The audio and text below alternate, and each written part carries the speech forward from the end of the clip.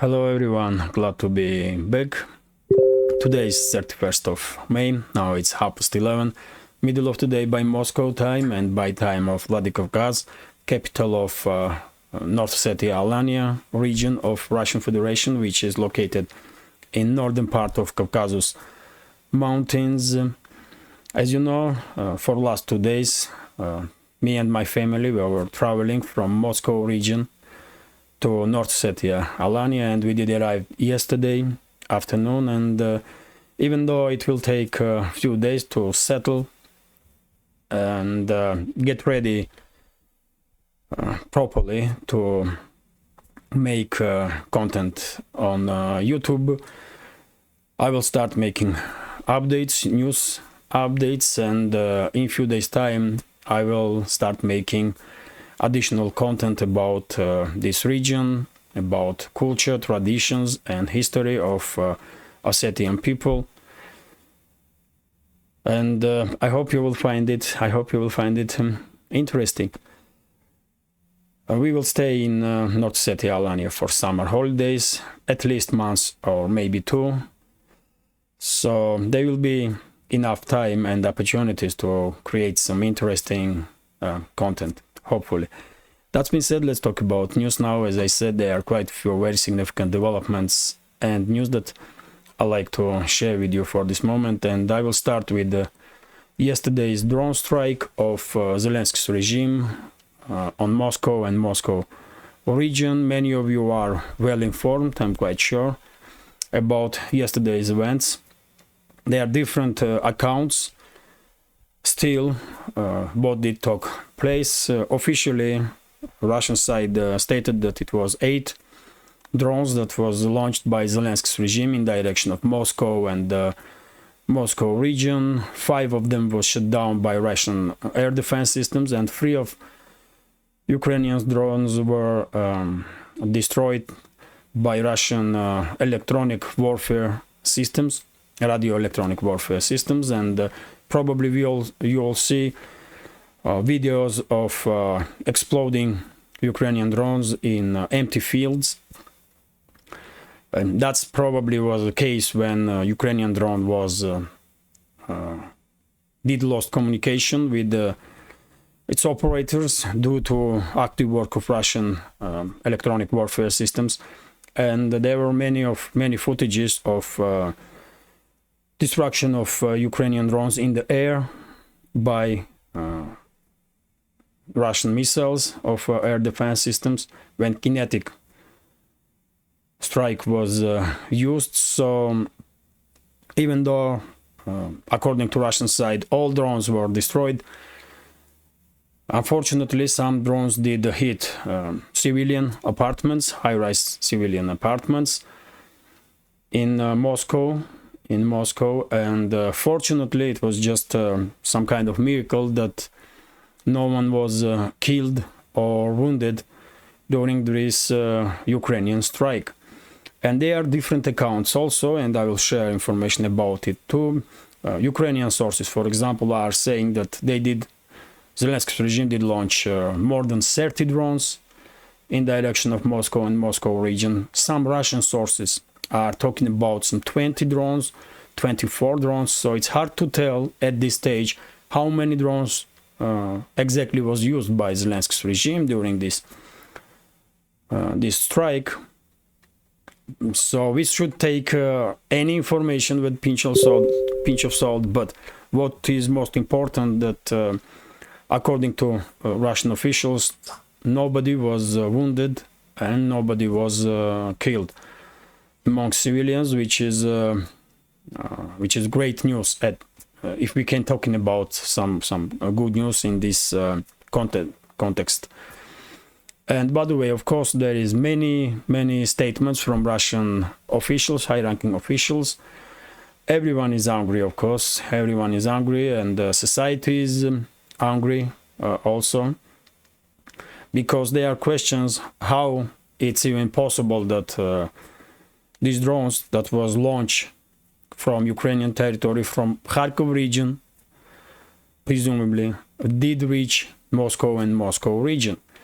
But yet again, there were some statements from some Russian officials, and they did try to defend Russian air defense systems, and they said that Russia is just too huge and you cannot control the entire sky all the time. And this is the argument, of course. Russia is a huge country, biggest country in this world, on this planet, and I guess it's true that it's difficult to control sky all the time in all directions, but still society is anxious, and many are asking questions why these drones even was able to cross the border. But that's one side of the story. When it comes to high-ranking Russian official statements, we have RIA Novosti's report about words that Putin said about yesterday's event, and he called this action of Zelensky's regime terrorist strike, and many other Russian officials did also mention terrorism in their reaction. And I guess because now on top official level, Ukrainian actions has been classified as a terrorism, I guess in foreseeable future we may see change of status of Russian special military operation and we may see that Russia will declare counter-terrorist operation, which is will be understandable, I guess, and if status of operation will be changed, it will allow Russian secret services and Russian militaries to use all means necessary to take out not just terrorists themselves, but also leadership of these terrorist organizations that are involved in this terrorist activity on Russian soil. So that's why I guess this statement from Putin, when he said that it's a terror strike, is very important. And let's see what kind of steps Moscow will take in next day or two or next few weeks. But I guess it will be logical to change status of special military operation on counter-terrorist operation. But yet again, it's only time will tell. And according to yet again RIA Novosti's news agency, Russian Defense Ministry did make statement that Russian side is already conducting strikes against decision-making centers of Zelensky's regime. Probably you already know that during the previous days, Russian militaries did strike head office of Ukraine's military intelligence, which is involved in majority of terrorist activities of Zelensky's regime on Russian soil, and head of Ukraine's military intelligence, Kirill Budanov, did stated about it openly in many his interviews. So it's quite logical, yet again, step on behalf of Russia to take a strike on Ukraine's military intelligence head office. Yet again, we have different accounts. Russian sources are saying that head office was hit directly, but Ukrainian sources are saying that there was no strike on military intelligence, head office of military intelligence of Ukraine. So hard to tell. I'm not in Kiev, so I cannot confirm or deny any of this information. But official statement from Russian Defense Ministry is that Russian armed forces did begin to target decision-making centers of Zelensky's regime. This is TASS News Agency's report about statement that Russian ambassador in US, Antonov did made, and he said that reaction from Washington on Ukrainian actions against Moscow and Moscow region, and he means of course this drone strike, latest drone strikes, basically encourages Zelensky's regime to conduct more this kind of terroristic activity. And yes, once again, you cannot argue with Antonov, because US officials did not make any strong statements to condemn this terrorist activity of Zelensky's regime. So by this, of course, Kiev will probably take Washington's reaction as a kind of encouragement. And once again, I guess Russian ambassador in US is absolutely correct. Unfortunately, level of escalation between Russia and Western elites are constantly rising, and it's at this stage we are probably approaching point when we are one step away from point of no return, and we may end up in direct confrontation between Russian side if Western elites will continue on this path of constant escalation. Probably we will end up, or we already are, one step away from direct clashes. And by the way, I'm saying I have good reasoning to say so, because today, for example, Deputy Chairman of Russian Security Council Dmitry Medvedev did make statement about reaction of UK's officials on these drone strikes on Moscow and Moscow region. And Medvedev said that because political and military leadership of UK are actively supporting Zelensky's regime, so, and by this they are supporting this terrorist activity against Russia.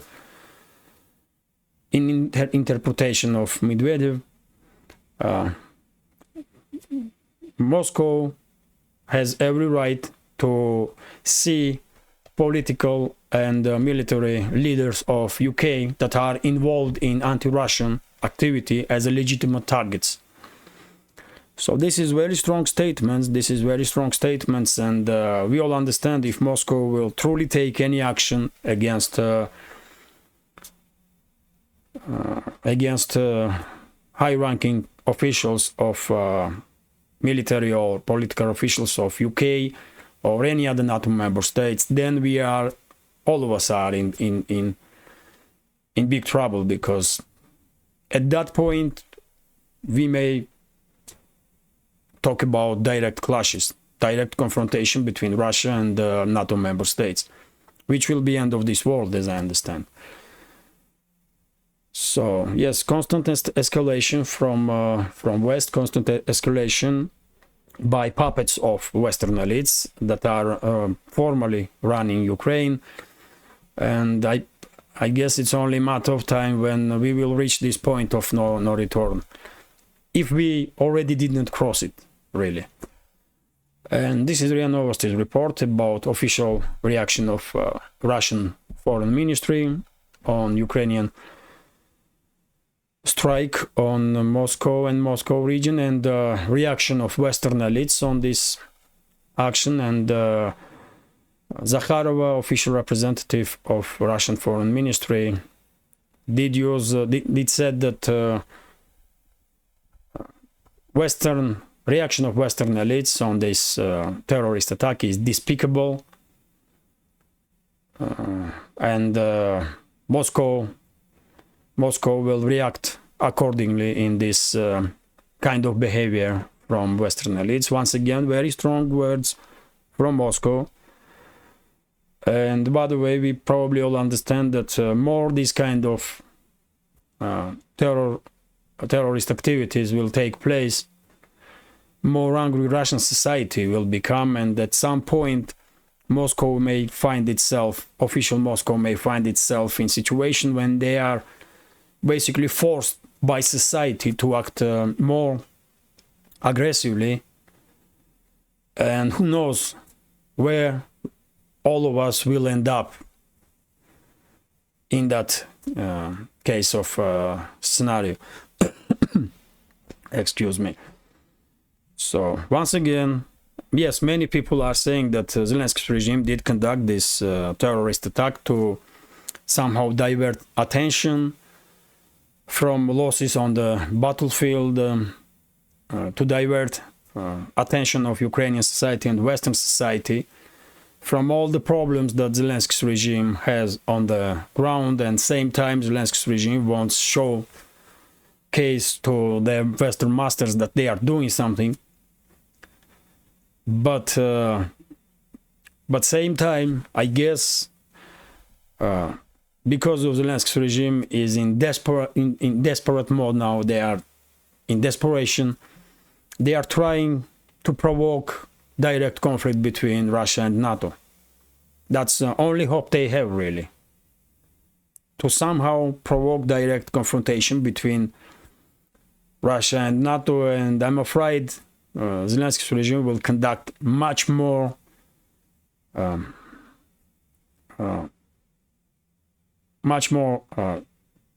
devastating, or at least try. Zelensky's regime will definitely try to conduct even larger terrorist attacks in attempt to provoke harsh Russian reaction, extreme Russian reactions, so that West will be forced to get involved in this whole story directly.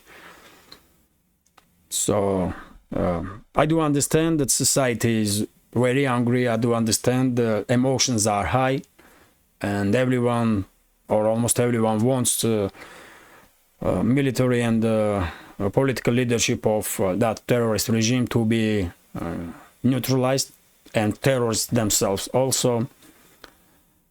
But once again, we should always be careful for what we wishing for, because if Russia will respond with the extreme force, it may become reasoning behind for Western elites to get involved in this confrontation openly, and none of us want this, because in that case we will end up in nuclear exchange. So that's not option that we should consider, really, because it will be devastating for entire world.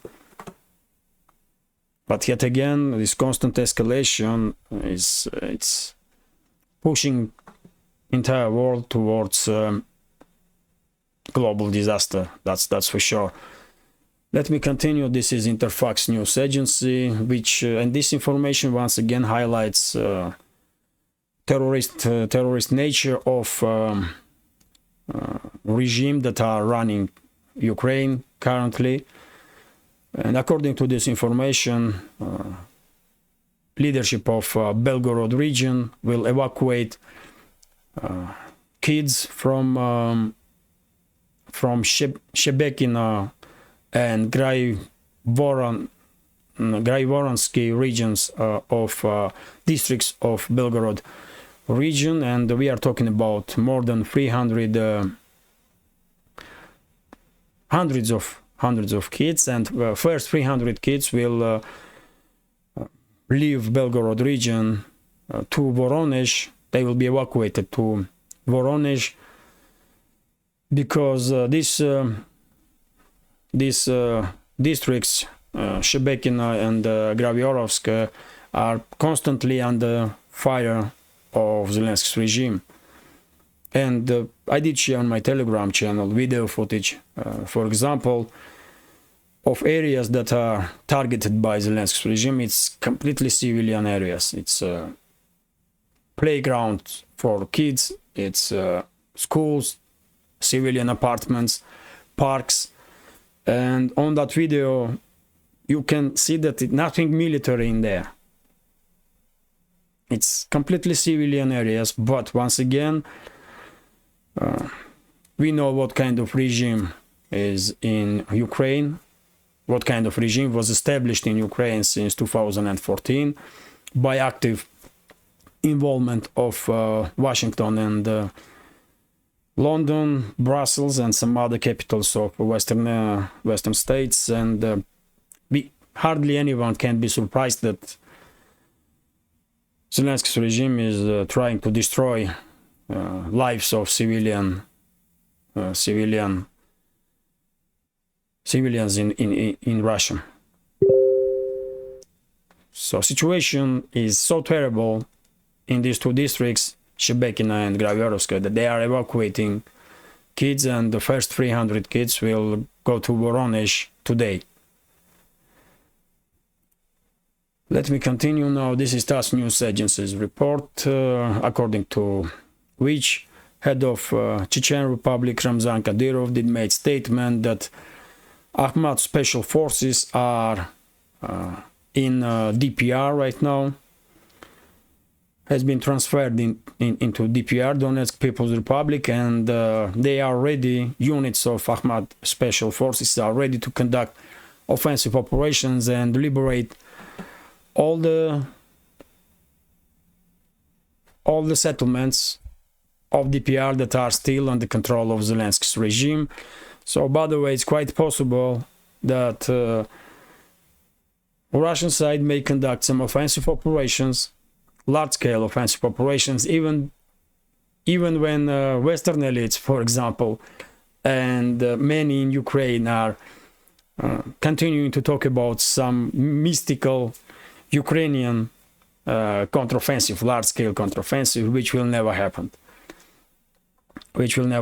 And yes, let's see. Akhmat special forces are one of the most capable units of Rosguardia, and I'm absolutely sure that if they will have an order to conduct offensive operations, they will be very successful. Let me put it this way: they will be very, very successful.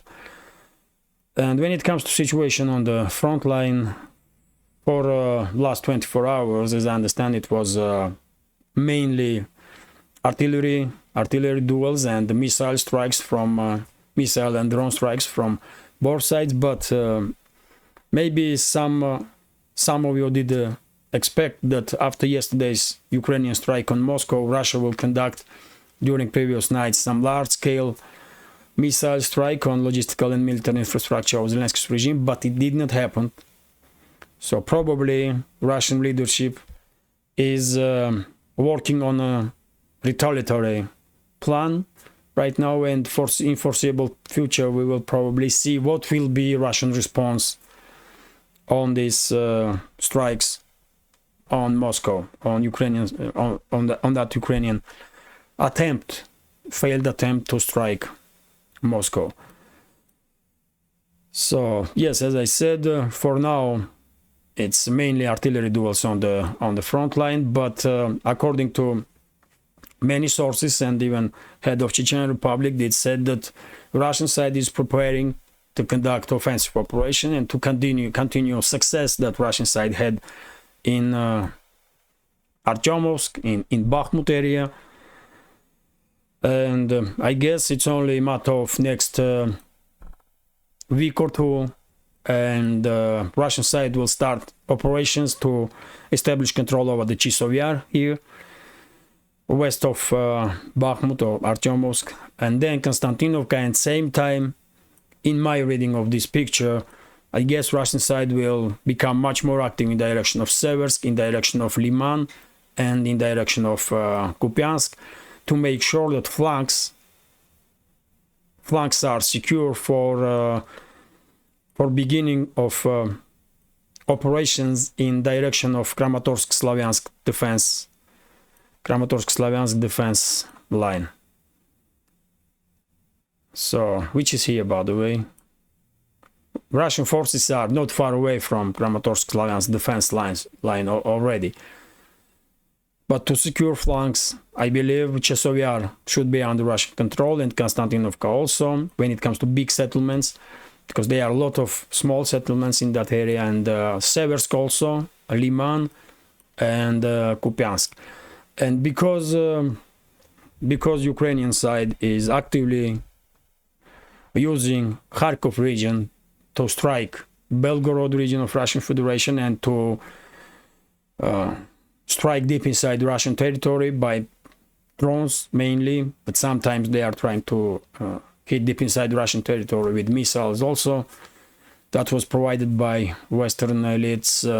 I guess Russian leadership is working to push back positions of Ukrainian forces in Kharkov region also, and maybe in coming weeks we will see activization of Russian side in that direction also. It will be logical to become much more active in Kharkov direction. Let me continue now, and this is TASS News Agency's report, which is based on statements of Russian Defense Minister Sergei Shoigu, who said that, who did summarize previous months, current months basically. It's still May 31st. So according to head of Russian Defense Ministry, Zelensky's regime during these months, May, lost more than 16,000 military personnel, more than 400 tanks and other armored vehicles, 238 artillery systems, artillery pieces and mortars, and 8 airplanes, 8 aircrafts and 277 drones.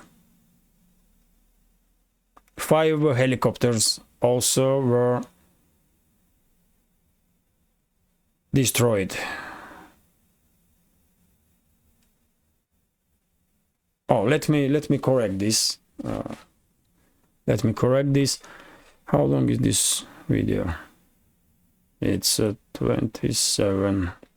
Okay, so when it comes to other equipment, basically Russian side did manage to destroy not 277, but 466 drones and 16 planes with 5 helicopters in May, which is much more in comparison, much more than Russian side destroyed in April.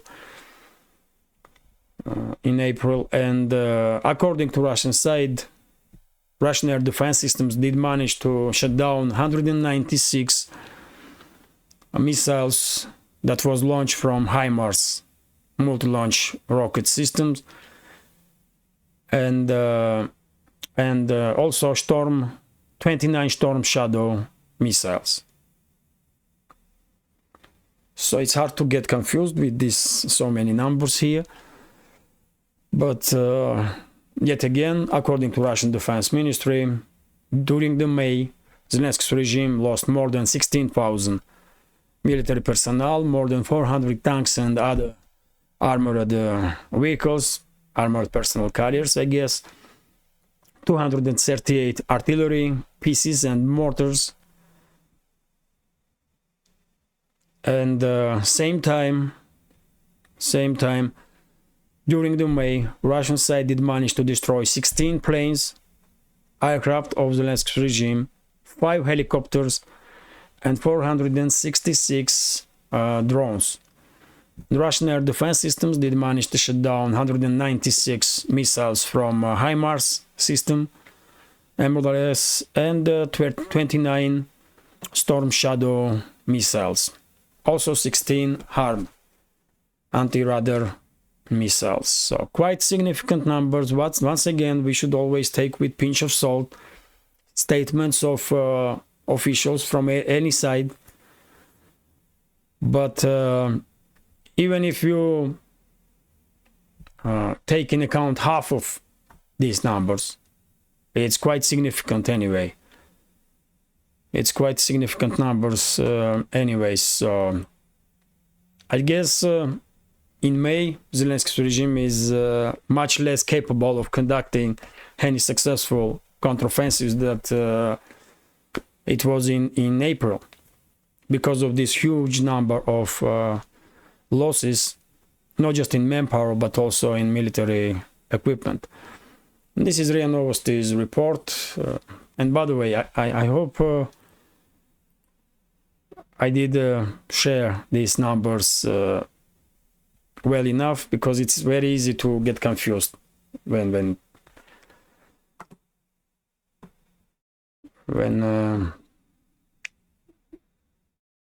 numbers are coming to place. So this is RIA Novosti's report, which is based on statement of Russian Prime Minister Mishustin, who said that Russian military-industrial complex is working in full capacity and basically producing double and triple amount of military equipment compared to time before special military operation. In some cases, Russian military-industrial complex is producing much more military equipment, that 200 or 300% increase, which is at some point good enough, good news for Russian military. They will receive all the necessary military equipment and ammunition. But in other hand, this huge increase in production of military equipment does highlights that Moscow probably not expecting this conflict to end anytime soon, unfortunately.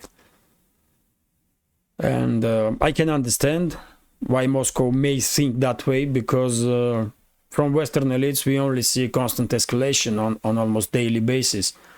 So as long as Western elites are not willing to talk about peace, and as long as Zelensky's regime is able to forcefully mobilize citizens of Ukraine and send them on the front line, this conflict will probably continue.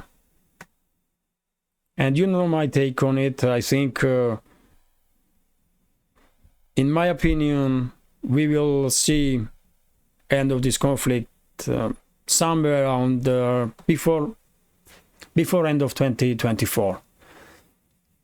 There are slight chance that conflict may end in 2023, but me being skeptical, I will say that most realistically this conflict will end in 2024. So let me continue. This is TASS News Agency's report, according to which Russian side put on the wanted list Russian Ministry of Interior Affairs put on wanted list head of Ukrainian General Staff Zaluzhny. So this move is quite understandable, but by this move Moscow basically is confirming that Zaluzhny is still alive. As you know, for last couple of weeks there are so many rumors about this individual. Some say he is dead, some say he is wounded, some say some other stuff, but because Russian Ministry of Interior Affairs are putting him on the wanted list, probably Moscow's official take is that this person is still alive.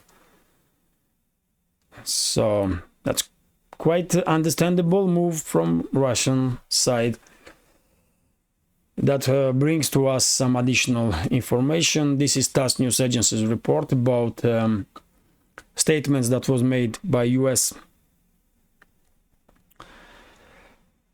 Senator Lindsey Graham. As you know, he was in Ukraine just a few days ago, and he was I did share a video with him, and he was basically very happy. He was very happy when he was talking about killing of Russians. And as I understand, Russian Interior Ministry did put him on the wanted list also. That's Interfax News Agency's report, by the way. And yes, Russian side did put Lindsey Graham on a wanted list, which is very well understandable move, because this person is mass murderer, really, and I hope Russian side will manage to take care of him one way or another.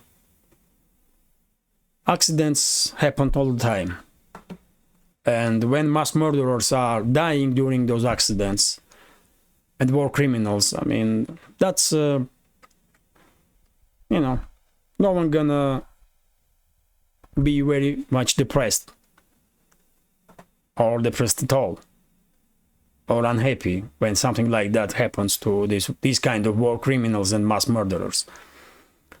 So yes, if Graham thinks he's safe, he's mistaken, very much mistaken, because as I said, man, Russian side, I'm quite sure, will never forgive and never forget. And one day, this individual and all other mass murderers and criminals that are actively involved in killing of Russian citizens will pay price, heavy price, for their crimes. One way or another, but they will pay price for it, I'm quite sure. And this animal, Lindsey Graham, did said, this is Politico's report, that Zelensky's regime did share with him during his stay in Kiev or somewhere in Ukraine, in some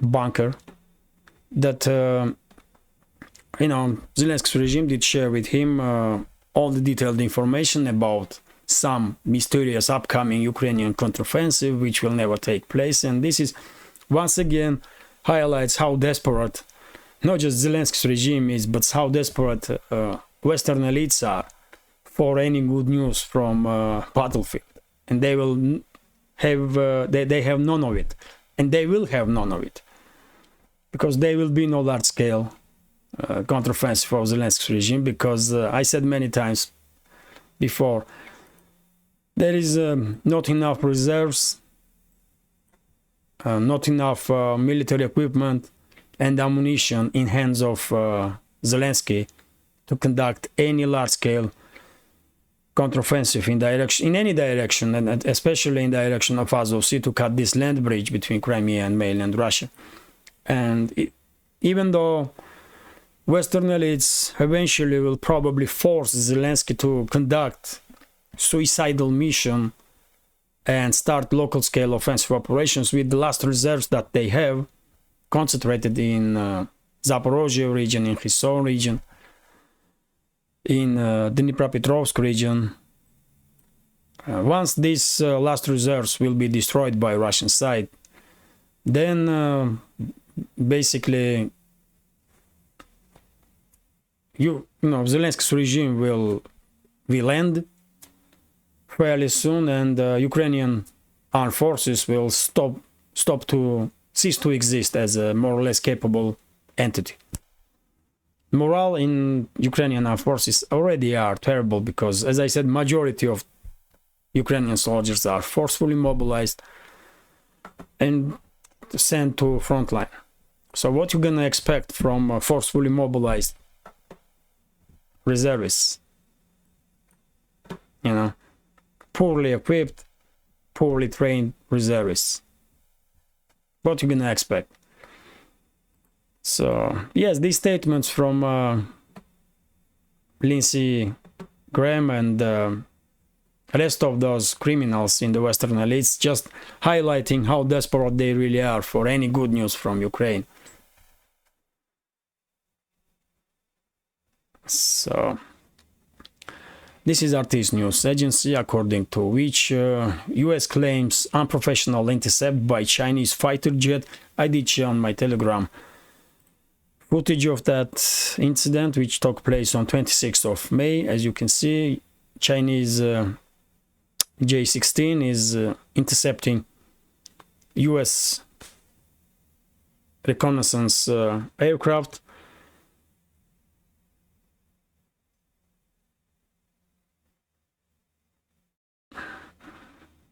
on the South China, over the South China Sea, and yes, you may call it unsafe interception and whatever. But by the way, I can understand what Chinese jet is doing there. What US plane lost next to China, next to Chinese border. I mean, look at the map, man. So who is aggressor here? Chinese jet or US plane? Let's be honest. It's definitely not Chinese jet, because this plane is operating next to China. When US plane is far, far away from US. So, you know, so no one gonna sympathize with the US in this instance, at least outside of Western world, because it's just too simple, man. Everyone can understand what Chinese are doing in close proximity from China, but what US military is lost there. And by the way, this is TASS News Agency. How long is this video? Just a few more. Oh, 41 minutes. Wow. So this is TASS News Agency's report about Zaporozhye nuclear power plant. Head of IAEA, International Atomic Energy, Rafael Grossi, once again made statements about Zaporozhye nuclear power plant, and he said that some kind of agreements may be reached or already are in process of finalizing about Zaporozhye nuclear power plant, and there is some 5 points in this agreement which will allow Zaporozhye nuclear power plant to stay safe. And those points are to, you know, to not allow any military activity on next to, in direction of Zaporozhye nuclear power plant or next to Zaporozhye nuclear power plant, to not allow use of territory of Zaporozhye nuclear power plant for by militaries, especially by heavy military equipment of one side or another. And there are a few more topics to make sure that Zaporozhye nuclear power plant is constantly connected with the grid, electric grid. But by the way, this person, this Rafael Grossi, never ever, even once, said that it's Zelensky's regime that are conducting military operations in direction of Zaporozhye nuclear power plant. It's Zelensky's regime that constantly shelling Zaporozhye nuclear power plant. So if I was making decisions on behalf of Russia, I will just ignore this person. I will ignore International Atomic Energy, because that structure is a tool in hands of the US and UK. We all know this perfectly well. So I will just say, you know, openly that we don't trust these individuals, we don't trust these organizations, so just stay away from us, otherwise we will take action. That's what I will do. But once again, I mean, if Moscow will trust this person, Grossi, and if Moscow will sign any agreement with anybody when it comes to Zaporozhye nuclear power plant, especially with Grossi, IAEA, or Western elites, or Zelensky's regime, then I guess fate of Zaporozhye nuclear power plant will be very dramatic, because you cannot trust Western elite, you cannot trust Zelensky's regime, you cannot trust IAEA and head of that so-called international organization, which is in reality just a tool of Washington and London, Western elites, and we all know it. So I hope Moscow will, you know, will be careful enough to just stay away from those criminals, really. And this is last news for today's first update, which is about science. And that's great, man. That's great. Too much negative news, and it's good to see something good is happening. So This is RIA Novosti's report about Russian space program, and we have information that Lunar 27 station will land on the moon not far away from Lunar 25 station, which will according to plans of Roscosmos, will land on the moon surface this year. So, you know, when I see this information, I think to myself that I have to share this with our community, because it seems like Russia is returning to big time to lunar program and to large-scale space explorations, which is great news, because after all, Soviet Union was great in space, and Soviet Union had great achievements when it comes to space explorations, and I will be very happy to see that Russian scientists are continuing this successfully continuing this great heritage that they have from Soviet era.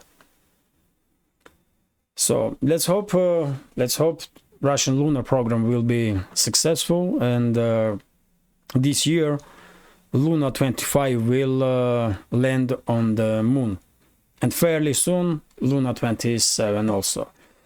So yes, this is it for now. I hope you will find this update interesting. As I said, me and my family, we just arrived here yesterday afternoon in North Ossetia, Alania, and we are not yet settled, and maybe I was not really well enough prepared to start making updates, but still I hope this update was interesting, and of course I will try to improve on daily basis, and in coming days I will share with you some additional content from this region about modern day life here, about cultural and historical heritage of Ossetian people, and about tradition. So you will find it hopefully interesting. So yes, this is it for now. I hope if you find this video interesting, please hit that like button, leave some commentary about any topic you like. I can see that lighting is not good, hopefully sound is okay. So please leave some commentary about any topic you like, and if you can, please share links to my videos with your friends on Twitter, Facebook, Telegram, and all the other platforms that you are active on. That should help to reach wider audience. And if you think this channel is interesting and deserves to exist in this field of news and political commentary, please consider to support with small donations through PayPal, Buy Me a Coffee, or by subscribing to my Patreon page. You will see links under this video in the description box. So yes, this is it for now. Have a great day and take care.